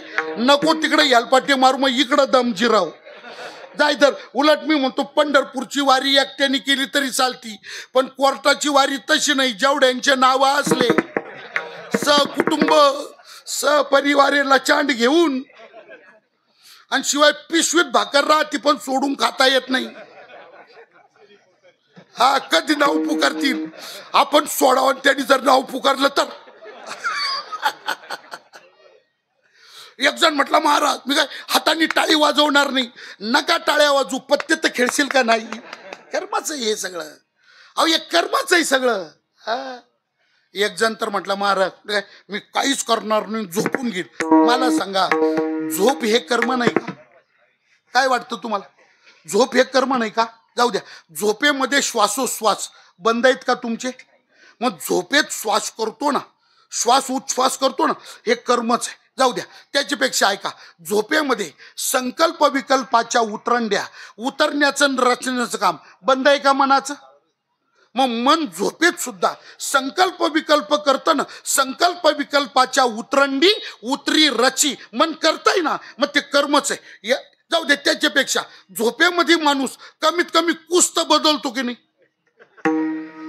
कुस नाही, या अंगावरून त्या अंगावर नाही. अहो साईड चेंज, डाव्या अंगावरून उजव्या अंगावर होतो का नाही? आता महाराज काहीतरी बिचारे कुसच बदलतात, पण काही पठ्य तर खनच्या खन बदलतात. त्याच्यातले ज्या खणात आथरून टाकून दिलं ना, त्या आथुरणात त्याचा संबंध 1 तासभर झोप लागतो. एकदा झोप लागली त्याची गाडी निघाली का तुम्ही आथुरणाची वळकटी करून ठेवा, ती पुन्हा जागेवर येतच नाही. आणि सकाळी उठलं ना, आपण विचारायच्या आधी तेच सांगतं, कळलं का? झोपलो तिकडून उठलो इकडं. काय काही झोपताना पूर्व पश्चिम राहतात, सकाळी उठताना उत्तर दक्षिण उठतात. काय काय रात्री झोपताना उशाला घेतो, सकाळी उठला का तीच पाय खालून निघती, त्यालाच मेळ लागत नाही. उशी फिरली का डोकं फिरलं तपासच नाही. अहो हे सगळं कर्मच आहे, कर्मच आहे. ऐका मग एक मिनिट ऐका, मी अभंग प्रवेश करतो आता. मी 12:30 वाजले ना. आता ऐका, मी कर्म करणार नाही म्हणून तुम्हाला कर्माचा त्याग करता येणार. अर्जुन सुद्धा कर्म टाकू पाहत होता, ऐक ना. अर्जुन युद्धभूमीवर आला. अर्जुन कृष्णाला म्हटलं, एक काम कर रे देवा, काय दोन्ही सैन्याच्या मध्ये कर बरं रथ उभा. का रे अर्जुना, कशा? अरे समोर प्रतियोद्धे कोण बघू दे, शत्रू कोण आहे बघू दे, कोणाबरोबर लढायचंय, युद्ध कोणाशी करायचंय, कोणाला मारायचंय ते पाहू दे ना एकदा. काय करू? शेनयोरुभयोर मध्ये रथंस्थापयमेच्युत, हे अच्युत ठेव बर दोन्ही सैन्याच्या मध्ये रथ उभा. भगवंताने अर्जुनाचा रथ दोन्ही सैन्याच्या मध्ये आणून उभा केला. अर्जुनाने समोर शत्रू पक्षातल्या लोकांकडे पाहिलं. कोण कोण दिसलं? कोण कोण दिसलं? आचार्यान, मातुलान, भ्रातॄन, पुत्रान, पौत्रान, सख्युंस्तथा श्वसुरान, सुहृदुश्चैव शेनयोरुभयोरपि. सैन्यामध्ये उभं कोण दिसलं? आचार्यान, गुरुदेव द्रोणाचार्य ज्यांनी धनुर्विद्या शिकवली, आचार्यान. नंबर 2 मातुलान. मातुल म्हणजे आईकडचे मामा, मामाचा पोरगा मातुलान. नंबर 3 कोण दिस? भ्रातृन, भाऊ. अरे दुर्योधन, सख्य चुल भ्रातृन. नंतर कोण? पुत्रान, पांडवांचे पोरं, कौरवांचे पोरं, पुत्रान. अजून कोण दिस? पौत्रान म्हणजे पांडव कौरवांच्या पोरांचे पोरं. पौत्र म्हणजे नातू. आचार्यान, मातुलान, भ्रातृन, पुत्रान, पौत्रान. पुढे कोण दिसलं? सख्यमुस्तात. सख्य म्हणजे प्रेम, एकामेकावर प्रेम करणारे मित्र, सखा, सख्यमुस्तात. अजून कोण? श्वसुरान, सासूरवाडीचे, ते तिकडच भिडले. काय माहिती किती पेट्यान खोके मिळाले, ते तिकडच सासूरवाडीचे. श्वसुरान. अजून सुहृदुश्चैव. आणि मग अर्जुनाचा मोह जागा झाला. अर्जुनाने रथातून उडी मारली, रडायला लागला. गांडीव संसर ते हसतात, त्वचैव पर्यंत येते, नचे शकणू व्यवस्थातून वगैरे वगैरे वगैरे. अर्जुन लागला रडायला. 1 मिनिट कृष्णाचं डोकं काम करीना. कृष्ण ते पाहतच राहिलं नुसता. अर्जुन लागला रडायला. तुमच्या लक्षातच नाही आलं काय घडलं? अहो क्रिया 100% विरुद्ध घडली. 100% विरुद्ध क्रिया घडली. समोरचा माणूस पागलच होणार ते पाहून. का? क्रिया 100% विरुद्ध घडली. तुम्हाला नाही कळलं काय घडलं? अहो 100% विरुद्ध म्हणजे आला लढायला आणि लागला रडायला. लढायला आलेला माणूस रडायला लागला. काय करू? आणि जेव्हा भगवंताचं शिष्यत्व पत्करलं आणि मग देवानी अर्जुनाला सांगितलं, 1 मिनिट ऐक, काय? एकच काम कर, युद्धाय कृत निश्चय. मी युद्ध करणारच हा बुद्धीचा निश्चय कर आणि युद्ध कर. नाही म्हटलं देवा. पण अर्जुनाला देवाने 3रा अध्याय, आधी सांख्य सांगितलं 2ऱ्या अध्यायात, सांख्य तत्वज्ञान सांगितल्यावर कर्मयोग सांगितला 3ऱ्या अध्यायात, 4थ्यातही कर्मयोग सांगितलाय, कर्म संन्यास 4था. आणि त्या अर्जुनाला सांगितलं. अर्जुन 3ऱ्या अध्यायात चिडला ना देवाबरोबर.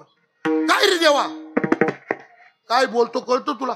2ऱ्या अध्यायामध्ये तू सांख्य तत्वज्ञान सांगितलं आणि ज्ञान श्रेष्ठ म्हणून सांगितलं, आणि 3ऱ्या अध्यायात पुन्हा मला कर्म कर म्हणतो, कर्म प्रवृत्त करतो. लाज नाही वाटत तुला?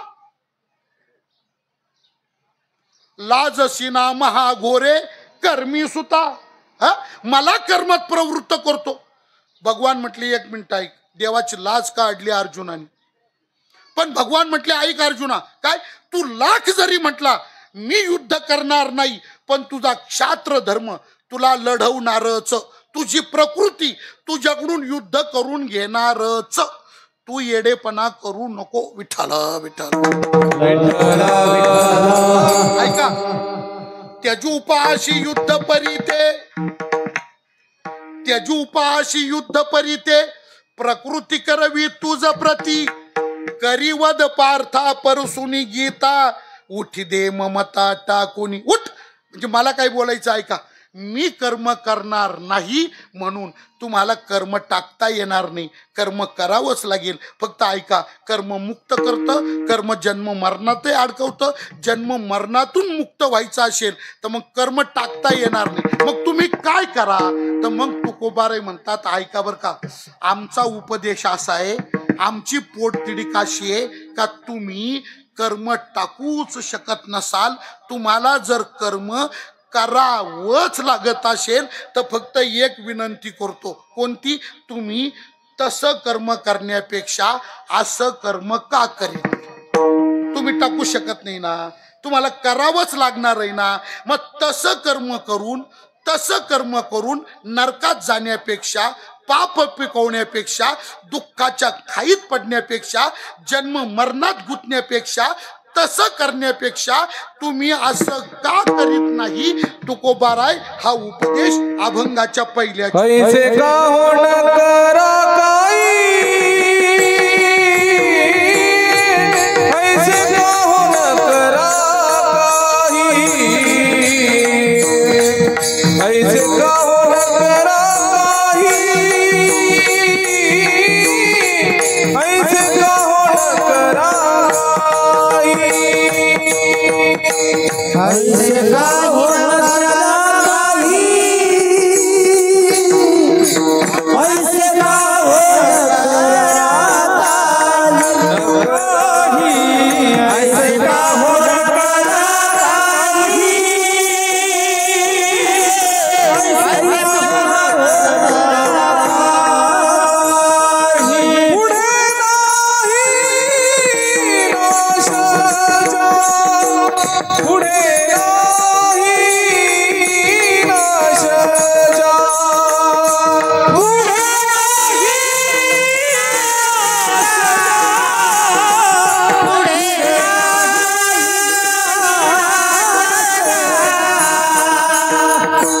विश्वभरा शरणागत,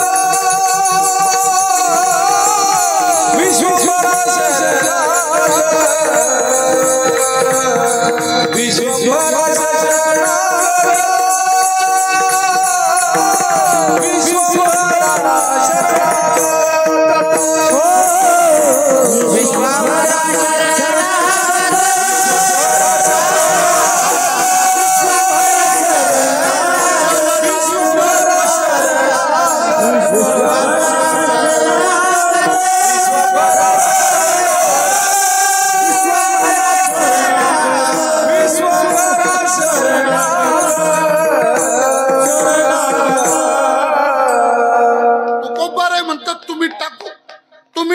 शकत नसाल, तुम्हाला करावंच लागणार असेल तर मग एक मिनिट ऐका, तसं कर्म करून दुःख भोगण्यापेक्षा असं का करीत नाही तुम्ही? ऐसे का हो न करा, ऐसे का हो न करा. तुम्ही असं का करीत नाही? तुम्ही असं का करीत नाही? ऐसे का हो न करा. तुमची प्रवृत्ती तसंच करण्याकडे का बरं? असं का करावं वाटत? काय असेल तर असो. एक मिनिट ऐका बरं का, काय चांगलं कर्म ऐका बरं का, चांगलं कर्म परत ऐका, चांगलं कर्म हे प्रयत्नानेच करावं लागतं आणि वाईट कर्माकरता प्रयत्न अभ्यास करावा लागत नाही. वाईट आपोआपच चेतन वृत्तीला चिकटतं, आपोआपच चेतन वृत्ती. वाईटाचे कुठं कोर्सेस नाही, वाईटाचे कुठे विद्यालय नाही, वाईटाचं कुठं ट्रेनिंग नाही, काय नाही, तरी पण सगळेजण तरबेज, सगळे त्याच्यामध्ये तरबेज, बाया माणसं त्याच्यात एक नंबर तरबेज. वाईट शिकवावंच लागत नाही, आपोआप येतन वृत्ती. आणि कसं आहे तुम्हाला सांगू का, ऐका बरं का, अधोगतीला जीवन सहजच जातं, अधोगतीला अधपतनाला नरकाडीकडं जीवन सहजच जातं. पण सद्गतीला न्यायचं असेल तर प्रयत्नच करावा लागतो. ज्ञानोबारे म्हणतात, जैसे खाल्लारा धावे पाणी, उंचावरचं पाणी खाली स्वाभाविकच येतं, पण खालून पाणी वर न्यायचं असलं तर प्रयत्नच करावा लागतो. तसं ऊर्ध्व गतीला उद्धाराकडे जीवन न्यायचं असेल तर प्रयत्नच करावा लागतो. आणि अधोगतीला जीवन सहज जात, त्याला काही शिकवावंच लागत नाही. हे बारीक बारीक पोर आहे ना, आता शाळेतून आले पुढे बसले, आता सुट्टी लागली उन्हाळ्याची, 1 महिना ती पोरं घेऊन बसा, 1 महिना त्या पोरांना हरिपाठ शिकवा, देवाची द्वारी 30 दिवस घोका, आणि 31व्या दिवशी त्या पोराला म्हणायला लावा त्याला येईल तर शपथ. 30 दिवस घोकणपट्टी करा आणि 31व्या दिवशी म्हण रे बाळ्या त्याला आलं तर शपथ आहे. आणि सिनेमाचं गाणं, तमाशाची लावणी, एकदाच त्या कार्ट्याने ऐकू द्या शांताबाई, ते पोरग विसरलं तर शपथ आहे बुवा. पण मला एक मिनिट सांगा, शांताबाई ध्यानात राहणं कल्याणाचं आहे का देवाची द्वारी ध्यानात राहणं कल्याणाचं आहे? ध्यानात काय राहणं महत्वाचं? चांगलं येतोच नाही महाराज, वाईट आपोआप येतं. तुम्हाला गंमत म्हणून, आता वेळ संपलाय पण गंमत म्हणून 1 मिनिट. एक बाई टिळापूर सारख्या गावात, एक म्हातारी, एकच पोरग होतं, मुंबईला होतं, सून मुंबईला होती आणि एकटीची तर राहायची. त्या म्हातारीने 40 वर्ष खपून काकडा पाठ केला. दर 12 महिन्याला एक अभंग, दर 12 महिन्याला 40 वर्ष खपून काकडा पाठ केला तिने. आणि म्हातारी, आणि रोज पहाटे उठली का अंगण झाडायला बाहेर यायची ना, तर ते अंगण झाडतात. उठा पांडुरंगा प्रभात समयो पाटला, वैष्णवांचा मेळा गरुडा पारी दाटला, उठा पांडुरंगा आता दर्शन. 40 वर्ष खपून पाठ केला आणि रोज काकडा म्हणायची. एक दिवस सुननलेक आलेले आग्रह केला आणि मुंबईला घेऊन गेले. 8-10 दिवस तिथं ठेवली. तिला काही तिथं जमानं, ती भाऊ माझं तिळापूरला नेऊन सोड, मग तिला उद्या आणायचं. तर आदल्या दिवशी लाड पोरांनी नाटकाची तिकीट आणली. नाटक पहिल्याच रांगेतले तिकीट मिळाले. सून लेकन म्हातारी पहिल्याच रांगेत खुर्चीमध्ये बसली. आता ती नाटकाची नायिका, ती नटी नायिका, नाटकातली नटी, आणि ती तरणी बाळ पोरगी 20-22 वर्षाची, ती आली स्टेजवरती आणि ती देवाची विनंती करायला, कधी करीशी लग्न माझे तुझं ठावे ईश्वरा. तिचं ते गाणं होतं, कधी करीशी लग्न माझ. 22 वर्ष, आणि ही म्हातारी 65-70 वर्षाची, 40 वर्ष खपून काकडा पाठ केला. आणि त्या म्हातारी ते ऐकलं भाऊ. रात्री आली घरी, झोपली, सकाळी उठली, जेवण खाऊन केलं, पोरं गाडी घातली, तिला पोरं आणून सोडली, पोरगं निघून गेलं. रात्री जेवली, झोपली, पहाटे नित्याप्रमाणे उठली, झाडू हातात घेतला आणि अंगण झाडायला आली ना, कधी करीशी म्हातारी.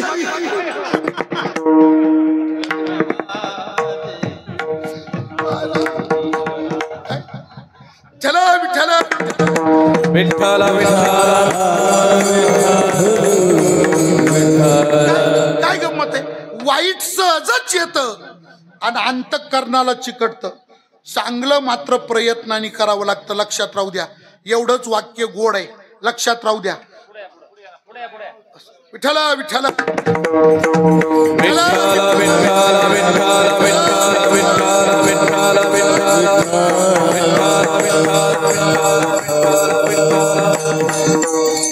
साधी एक गोष्ट बघा, तुम्ही ऐका बरं का, ऐका. तुमच्या हातामध्ये किती सुगंधी फुलं असू द्या, तुमच्या हातात किती सुगंधी फुलं असू द्या, असं हातात धरून त्याचा वास येतो का? केवढं सुगंधी असू दे, असं हातात धरून वास येतो का? नाही. मग तो फुलाचा हात नाकापर्यंतच न्यावा लागतो, त्याला हुंगावंच लागतं तर वास येतो. बरोबर. एखादं जनावर गावाच्या बाहेर मरून पडलेला असू द्या, 1-1.5 किलोमीटर भर, एखादं जनावर गावाच्या बाहेर 1-1.5 किलोमीटर भर मरून पडलेला असू द्या, चांगलं खमंग सडलेला असू द्या, त्याचा वास घ्यायला तिथं जावं लागत हो.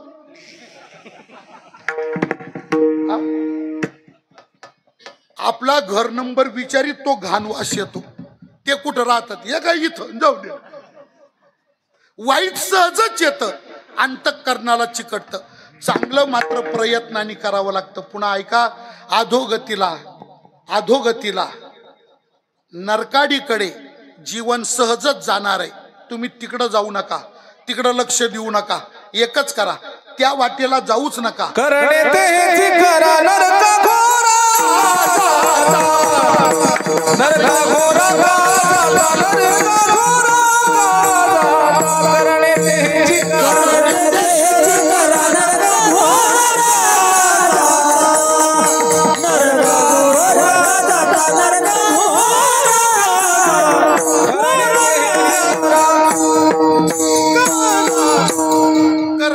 हेची करा नरका घोरा का जाता. मग तसं नका करू. तुम्हाला करायचंच आहे ना, तुम्ही टाकूच शकत नाही ना, तुम्हाला करावंच लागणार आहे ना. मग तसं करून नरकात जाण्यापेक्षा तुम्ही असं का करीत नाही. म्हणून आईशे का हो न करा काही, आईशे का हो न करा. पण आता ऐकर का, एवढं सगळं बोलले ना तुकाराम महाराज, आईशे का हो न करा आईशे. बुद्धिवाद्यांनी तुकाराम महाराजांना प्रश्न विचारला, हो महाराज अहो आईशे का हो न करा, आईशे का हो न करा आईशे. अहो पण आईशे म्हणजे कैशे हो, असं का करीत नाही, असं का करीत. अरे पण असं म्हणजे कसं, काही सांगा ना नेमकं असं म्हणजे कसं. एक नवरा बायकोला म्हटलं, ऐकलं का, ऐ लई रागीट होत ती तामशी. बायको अशी हल्लटलट हालायची तर तिला एक मिनिट ऐक, काय आज भाजी अशी झाली पाहिजे. ती म्हटली करते ना, सांगा अशी म्हणजे कशी. टेन्शन देती माझ्या घरी बोलवती, एकदा ऐकू येत नाही तुला काय बोलू मी. आज भाजी अशी, ती म्हणा पण अशी म्हणजे कशी, पुढं दातच पाडील म्हटला. ती म्हटली अहो करते पण अशी म्हणजे कशी. अरे मग अशी झाली पाहिजे म्हणजे पातळ नसली पाहिजे का, घट्ट नसली पाहिजे, लई शेंगदाण्याची नसली पाहिजे का, जादा शेंगदाण्याची असली पाहिजे, लई तेलकट नसली पाहिजे, अशी तरीची नसली पाहिजे का, अशी लई तरीबाज पाहिजे, लई तिखट नसली पाहिजे का, लई फिकी नसली. नेमकी अशी म्हणजे कशी अशी. अरे पण अशी म्हणजे कशी. एक जावाई दुपारच्या टायमाला सासूरवाडीला गेला, ती काही जेवायची वेळ नव्हती, पण तरी पण सासूबाई 4 वाजले होते. मग सासूबाईने काय केलं, काहीतरी आपलं लाईट नाश्ता म्हणून ते तांदळाचं धिरडं बनवलं आणि चहा बरोबर त्याला दिलं. आणि त्याला ते धिरडं आवडलं, खाल्लं, चहा प्याला, घरी आला. बायकोला म्हटला सासूरवाडी गेलो होतो, तिला आनंद वाटला, भेटली का आई, कशी आई, तब्येत काय म्हणते आईची, काय म्हटली आई बरी आहे का आई. हा आणि आता संध्याकाळ झाली, लाईट लागले तर स्वयंपाकाला लागत. ती म्हणते बस तुम्ही टीव्ही पाहत, मी स्वयंपाक करते, मी स्वयंपाक करते. तो कर. आणि मग ती त्याला म्हणे काय करू, ती त्याला काय स्वयंपाक काय करू. तो एक काम कर, काय मामीने केलं होतं ते कर. ही म्हटली करते, सांगा तिने काय केलं होतं, याच तामची. तर तुला एकदा सांगून ऐकू येत नाही का, तू तोंडी का लागली माझ्या. मी काय म्हटलं तुला, मामीने केलं होतं ते कर. ती म्हणे करते ना, सांगा तिने काय केलं होतं. अहो यांनी काठीच घेतली, बादा मारायला लागला. 10-20 काठ्या पाठीत मारल्या, काळी निळी पाठ केली, अशी वळ उठले, लाल बुंद पाठ झाली आणि पोरगी लागली वारल्या, आयो मेले बाबो. शेवटी शेजारची म्हातारी धावली, त्या म्हातारीने त्याच्या हातातली काठी सगळी कोपऱ्यात फेकली, त्याला बाजूला ढकलला आणि त्या पोरीपाशी गेली. मुर्द्या म्हणी मारितो का लोकाचं लेकरू, लोकाचं लेकरू मारितो, काही दया माया आहे की नाही तुला म्हातारी. आणि त्या पोरीच्या पाठीवरून हात फिरवतानी ती म्हातारी म्हटली मुर्द्यानी पार पोरीच्या पाठीचं धिरडं केला. हा म्हटलं तेच कर म्हणत होतो मी.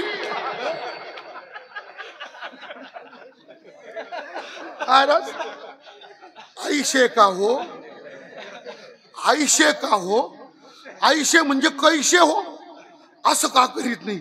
असं म्हणजे कसं हो. आणि मग तुकोबार आहे, असं म्हणजे कसं याचं उत्तर सांगतात, पुढे नाही नाश जा, पुढे नाही नाश जा, ज्या पुढे नाश नाही आईशे काही का हो न करा. हा संधी आहे त्याचा, ज्या पुढे नाश नाही आईशे काही का हो न करा. बाबा जे केलं असता, ज्या कर्माचा कधी नाशच होत नाही, असं अविनाशी कर्म तुम्ही का करत नाही, असं करा. मग आईशे का हो न करा काही, पुढे नाही नाश जा.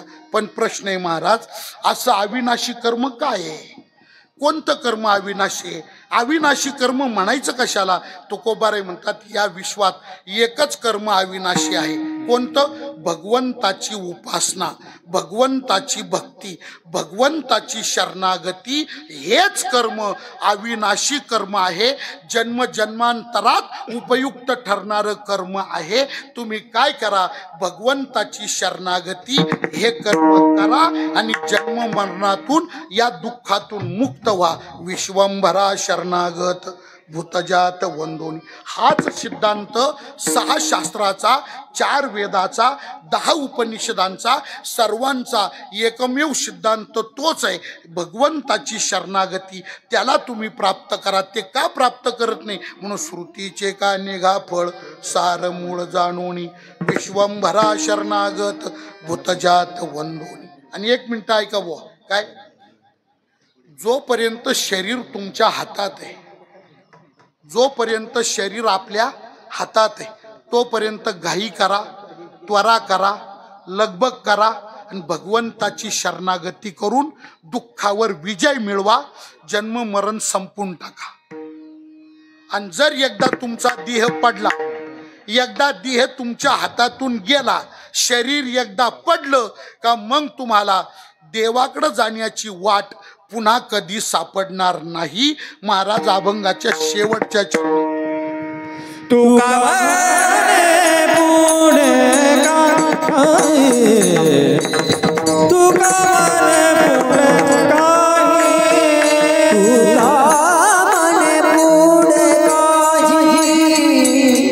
तुका पुढे काय,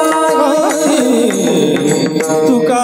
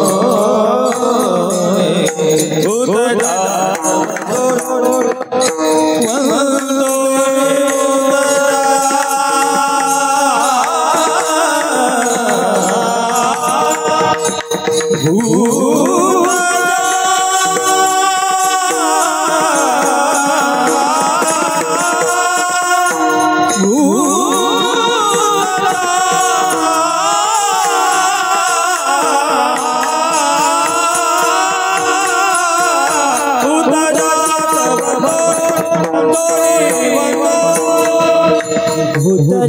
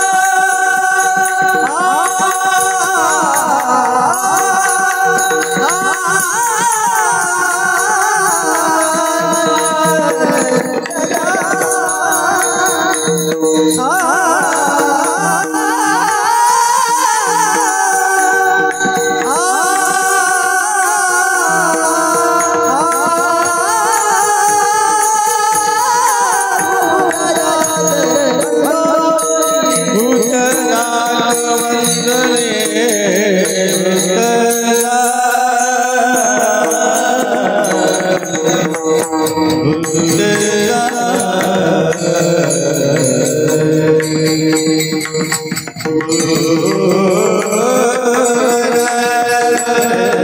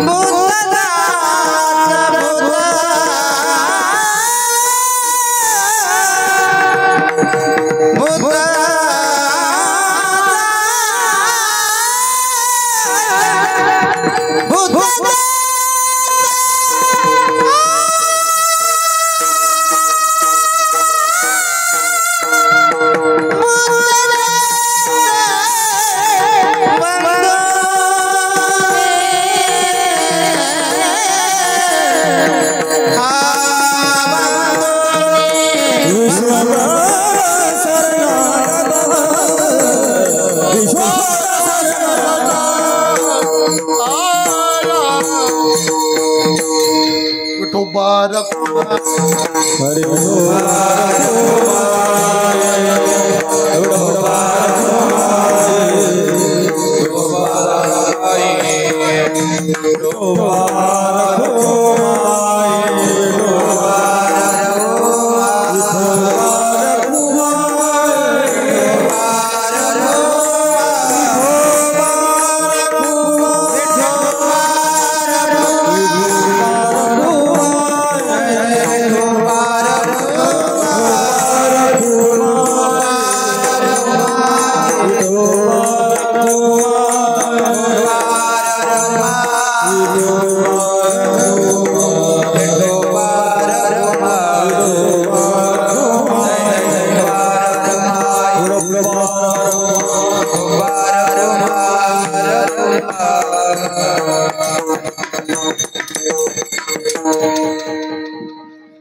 वैकुंठवासी तीर्थस्वरूप परमपूज्य मातोश्री गंगा भागीरथी सोनाबाई भिकाजी काकड या मातोश्रीच्या प्रथम पुण्यस्मरणाच्या निमित्ताने आपण सर्वजण या ठिकाणी या धर्ममंडपामध्ये एकत्र जमलेलो आहोत. तिळापूर गावातील काकड परिवार आणि या काकड परिवाराचं मातृछत्र 1 वर्षापूर्वी हरपलेलं आहे आणि त्या मातेच्या प्रथम पुण्यस्मरणाच्या निमित्ताने त्या मातेचा जो परिवार आहे त्यांचे दीर बबन पांडुरंग काकड, त्यांचे सुपुत्र दगडू भिकाजी काकड, त्यांचे पुतणे कचरू बबन काकड आणि आप्पासाहेब बबन काकड, त्यांचे नातू राहुल बाळासाहेब काकड, किरण कचरू काकड, वैभव दगडू काकड आणि विशाल आप्पासाहेब काकड, हा त्यांचा जो परिवार, या संपूर्ण त्यांच्या पुत्र पौत्राधिक परिवाराने आपल्या स्वर्गीय मातेला सद्गती प्राप्त व्हावी या पवित्र भावनेतून, या ठिकाणी या सद्भावनेतून आज त्यांनी या कार्यक्रमाचं या ठिकाणी आयोजन केलेलं आहे. या निमित्ताने या परिवाराने आपल्या मातेच्या पुण्यस्मरणाच्या निमित्ताने पिंडदान, ज्ञानदान आणि अन्नदान असा त्रिसूत्री दानाचा कार्यक्रम या ठिकाणी केलेला आहे. आणि हे सगळं सत्कर्म या काकड परिवाराने आज या ठिकाणी जे घडवून आणलं, त्या मातेच्या सद्गती प्राप्ती करता घडवून आणलेलं सत्कर्म आहे. यातील कीर्तनाची सेवा समर्पित करण्याकरता माझ्याकडे सुपूर्द करण्यात आली. आमचे अत्यंत हृदयस्थ असलेले, परमार्थप्रेमी असलेले आमचे आदरणीय हरिभक्तीपरायण ठोसर भाऊसाहेब आणि आदरणीय हरिभक्तीपरायण डोंगरे भाऊसाहेब यांच्या निमंत्रणातून ही सेवा आमच्याकडे सुपूर्द करण्यात आली आणि त्याप्रमाणे आम्ही या ठिकाणी उपस्थित झालो. आमच्याही मागे थोडी जरा धावपळ चाललेली. एकतर काय, पहिलीच गोष्ट अशी आहे का हा कालावधी आमचा सगळ्या कीर्तनकारांचा म्हणजे सुगीचे दिवस आहे. सुगीचे झालं एवढा 15 गेला का पडले घरात, मग काय कोण पुत्र विचारणार नाही. सध्या सुगीचा काळ आहे, सुगीचा अति सुगीचा काळ. रामनवमी, हनुमान जयंती, गुढी पाडवा ते पौर्णिमा, ते जेवण करायला सुद्धा टाईम नाही भाऊसाहेब. जेवण नुसता माल छापित राहणे, नुसता माल छापित राहणे. सुगी म्हटल्यावर काय टाईमच नाही, वेळच नाही. त्याच्यात आमच्या मागे काय झालंय, आमच्या सुनील मामाला माहिती आहे बा, मामा माझ्याबरोबर 7 वर्ष होते गाडी चालवायला, खांदे मामा, मामाला माहिती. पारनेर तालुक्यामध्ये भाळवणीच्या जवळ गोरेगाव आहे. त्या गोरेगावला आमच्या बाबांनी, माझ्या वडिलांनी सुरू केलेला सप्ताह आहे. त्या सप्ताहाला 50 वर्ष झाली. त्याचा सुवर्ण महोत्सव कालपासून सुरू झाला आहे. यूट्यूबला आहे ते सगळं, यूट्यूबला लाईव्ह आहे. कालच त्याचा शुभारंभ झाला. काल सकाळी 8 वाजता जगद्गुरू शंकराचार्य करवीर पीठाचे कालीपुत्र कालीचरण महाराज, हिंदू धर्माचे अत्यंत तेजस्वी, हिंदू धर्म आणि भारत देश याची अस्मिता बाळगणारे एक तेजस्वी विवेकानंदांच्या सारखं व्यक्तिमत्व म्हणजे कालीपुत्र कालीचरणजी महाराज. आणि काल त्यांच्या उपस्थितीमध्ये त्यांच्या भव्य मिरवणुकीमध्ये त्या कार्य आता आम्ही 8 दिवस आहे ना त्या नियोजनात आहे तिथं. आता काल पहिल्याच दिवशी बघा तिथं उखळीकर महाराजांचं भागवत चाललेलं आहे. काल रात्री तिथं इंदोरीकर महाराजांचं कीर्तन होतं. आज रात्री पुरुषोत्तम महाराज पाटलांचं कीर्तन आहे बुलढाण्याच्या. दुपारी आता आम्हाला भागवतालाच तिथं पोहोचायचंय. दुपारच्या भागवत कथेला तिथं जायचंय आणि सकाळी पारायण असतं. तिथलं सगळं लागी झुपी लावून देऊन निघण्याकरता उशीर होतो ना. मग त्याच्यामुळे पोहोचण्याकरता उशीर होतो.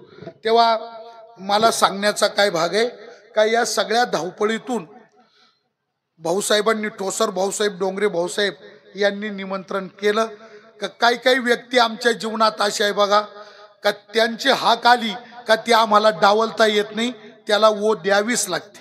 मग कृष्णा महाराजांना मी बोललो का या धावपळीत तुम्ही बाहेर कीर्तन 8 दिवस घ्यायला नाही पाहिजे. एकच जबाबदारी कोणती तरी व्यवस्थित पार पाडली पाहिजे.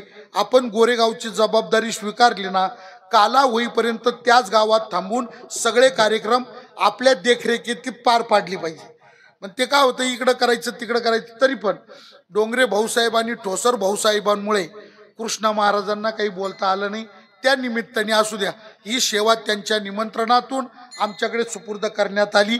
त्याप्रमाणे आपण सर्व उपस्थित होऊन या मातेला भावपूर्ण आदरांजली समर्पित करण्याकरता जगद्गुरु तुकोबारायांच्या या अभंगाचा अल्पबुद्धीतून अल्पसा विचार या ठिकाणी आपण करण्याचा प्रयत्न केलेला आहे आणि वेळ आपला पूर्णांशाने संपलेला आहे. आज या कीर्तन सेवेच्या प्रसंगाने या ठिकाणी आपल्या राहुरी तालुक्यातले हे रत्न आहेत सगळे बघा. कोणते? संगीत रत्न. आमचे सुनील गेले का? अरे महाराज गेले म्हणजे गेले का? आहे का? बरं आहे ना. नाही तर मी बोलायचो ते जायचे म्हणजे फुसका निघायचं पटा. असं नको आहे. ज्याच्याबद्दल बोलायचं ऐकायला तो माणूस पाहिजे ना. पण जाऊ द्या त्यांची पाठ ऐकायला ना आपल्याला काय करायचं. पण आणि काय असतं बघा ही नारदाची गादी आहे. इथं बेकार कोणाची स्तुती करायची नाही, मोक्कार स्तुती कोणाची करायची नाही, पण वस्तुस्थिती सांगितल्याशिवाय राहायचं नाही. हा या गादीचा नियम आहे. नाही केली स्तुती आणि सांगितली वस्तू स्थिती असं महाराजांचा अभंग आहे. तर सुनील महाराज हे संगीत क्षेत्रातले मास्टर आहे. आता नवीन ऐका बरं का, विशारदचा अभ्यासक्रम 7 वर्षाचा आहे. सारेगम पासून सुरू झाला का मुलगा विशारद होईपर्यंत त्याला परीक्षा द्याव्या लागतात आणि दरवर्षी त्याला परीक्षा द्याव्या लागतात.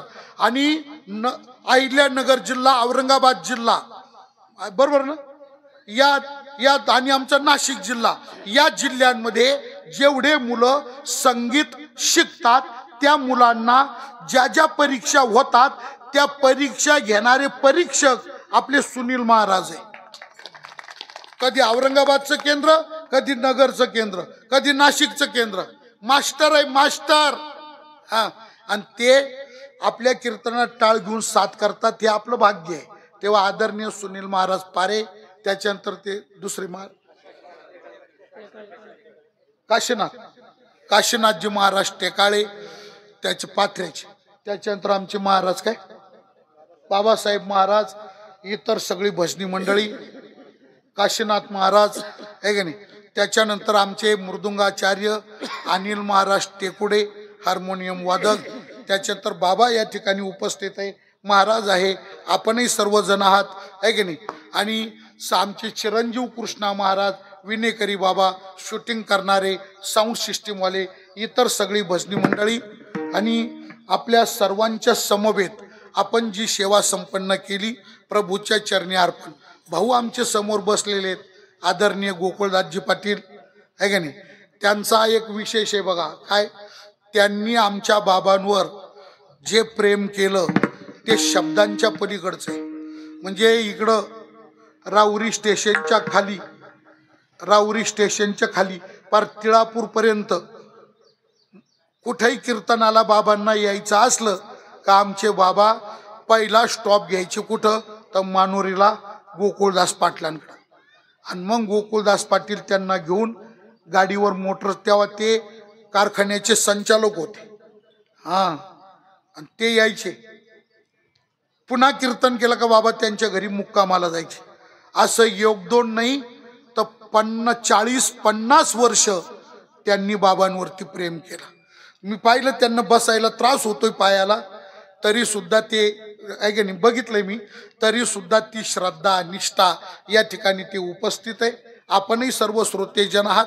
मी सर्वांच्या वतीनं भावपूर्ण आदरांजली म्हणून या पिंडदानाच्या, ज्ञानदानाच्या, अन्नदानाच्या माध्यमातून, या सत्कर्मातून जे पुण्य निर्माण असेल, हे सगळं पुण्य स्वर्गीय मातोश्रीच्या आत्मस्वरूपाला प्राप्त हो, आणि या सगळ्या पुण्यप्राप्तीनं त्या मातेच्या आत्मतत्वाला पांडुरंगाच्या स्वरूपात अनंत काळ वास्तव्य घडो, अशा प्रकारची, म्हणजे परमात्मा आपल्या पायाजवळ त्या आईच्या आत्मतत्वाला चांगल्या प्रकारची जागा देवो, अशी शब्दसुमनांची आदरांजली सर्वांच्या वतीनं आईला समर्पण करतो आणि सेवेला विराम देतो. ज्ञानेश्वर माऊली ज्ञानराज